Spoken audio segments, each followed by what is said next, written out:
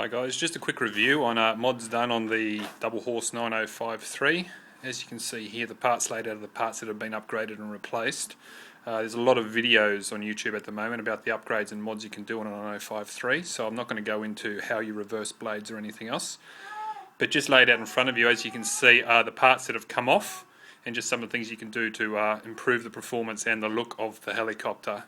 So starting from top to bottom, as you can see on the top, there's a new black flybar. If you want to put one of those on, it comes off the 9077 Double Horse, fits straight on, not an issue. The blades remain the same. There's been a lot of reviews over the different blades in which you can put on. I like the 9053 blades. They're pretty strong. Yeah, you can't twist them around your fingers like the others, but they are longer. They give a better look to the helicopter as well. As you can see on the main rotors, the lower rotor has been flipped around. The little bit of dressing above it, you can leave it off, you can put it on, doesn't really matter. I've left it there because it looks quite good. Does give you the clearance required so not to have these blade strikes. With the old flybar, which as you can see laying on the white cloth in front of you, when that one is on and the blades are closer together, you will strike over and over again. Helicopter will come down, no two ways about it. Major limitation of this aircraft. Back to the blades. With the blades on these helicopters, they sit quite loose. You've got your buckles in which the blades are held by. In my opinion, I advise you tighten them up just enough so that, as you can see, mine are all sitting square and they don't flop in on each other. You don't want to over tighten them because you'll cause vibration through the main shaft, but just enough so that you can turn them left and right with your hand. But if you tilted the top flybar, the blades aren't going to fall left and right. Okay, moving down to the helicopter itself. On the tail, got the tail fin, the vertical and the horizontal. They come off the new 9101. That's the one I believe it is. Well, the new Double Horse, as does the front canopy, as you can see. So yeah, it's off the 9101. They pretty much fit straight on. Just with the rear vertical though, the up and down one, that one has actually been brought forward a bit because of my rear tail rotor. As you probably already know as well from other YouTube videos, this helicopter has absolutely got no forward or backwards power against any sort of wind. Inside, goes pretty good.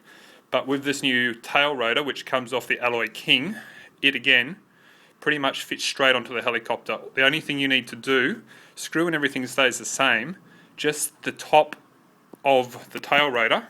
So I'll just move into that so you can see. So the top of the tail rotor here, this part comes off, and all you need to do is just with a Phillips head screwdriver that's just a little bit bigger than the internal hole, is just twist it back and forth, and what it does is it just grates off a little bit, and then this tail rotor slides down inside it and you can put it back on. So you don't have to do any drilling or anything. It's very soft plastic, so just like I said, a Phillips head, just stick it in there that's a little bit bigger, left and right, and you'll make the hole big enough for that tail rotor to go in. That tail rotor makes an incredible difference. Be careful, and especially when you flick to quick speed on your remote control for the tail rotor, you don't want to topple the thing, and you very well can. Just by the size and the pitch of those blades, it's like a different helicopter. Again, I've seen a lot of reviews where people are sticking bits of cut blade and everything else on it. I don't know. I want my helicopter to look good. I want it to look like that's how it's supposed to be. A lot of these helicopters you see now on YouTube, they're looking very tacky. This is just finishes it off nicely. Again, that tail rotor off the Alloy King. Then moving down to the power side of things. Okay, so there in front of us we have the original battery, being the blue one. This is the upgrade battery. Highly recommended. Gives you a little bit more gas, but it gives you a lot more flight time. You're looking at a good 20 minutes flight time, but it does give you extra performance. Again, the only thing you need to do to fit that battery in is, with the blue one, remove it, take the white plastic strap off. You don't need that anymore, just put it aside, keep it as a spare. Where the black LiPo battery slides in, there is a little stopper inside on the main bottom of the frame. You just get a side cutter and you just snip that off, because basically you want that new battery, the black one, to slide all the way in nice and square. Main reason, so these connections can meet. And the good thing is with this battery, get it all over eBay, really cheap, $13. It plugs straight in, you don't need to do any rewiring. I've seen a lot of people buy all these batteries and they put new wires and everything on it. Again, keep it simple, you know. So that will go in. All I've done to put it into place is double-sided tape underneath it, 3M tape, really strong, holds that battery in place, and then what I have over that is a Velcro strap.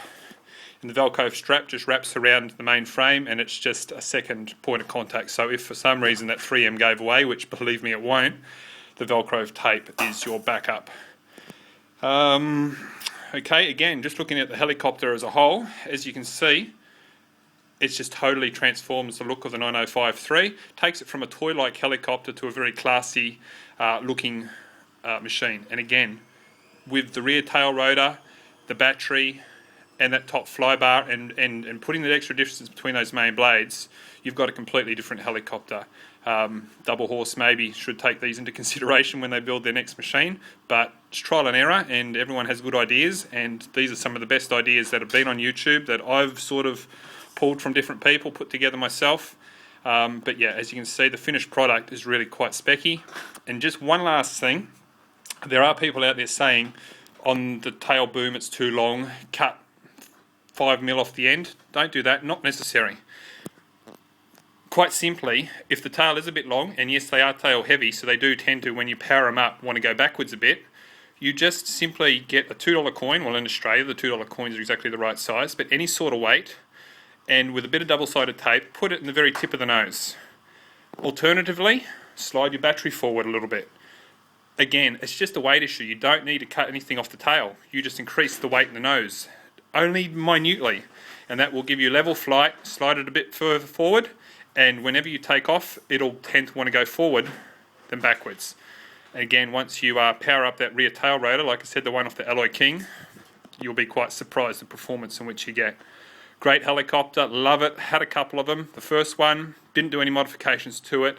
I absolutely drove it into the ground. I smashed it so many times and rebuilt it. The thing, they're unbreakable. They're a great helicopter for beginners. And I'm not so much a beginner anymore, but I still love to fly this helicopter. I've got some 4 channels, E-Skies and stuff. But again, this is my favourite. Looks good, flies good.